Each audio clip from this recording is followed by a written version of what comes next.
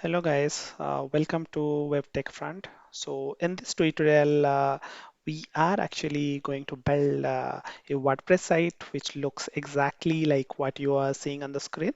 So what we are going to build today is basically a a beginner WordPress site with a landing page where you can see we have a logo over here, and we do have some menu items over here. So where the home page goes to the landing page, and we will have a menu with sub-menu options, and we do have a contact us page and a search button which search for the entire sites and gives you back the result. Similarly, we will add an header element with some tags with it to it, and there is a button associated on the landing page itself. Then if you look at, we have a section which talks about different services what this website is providing.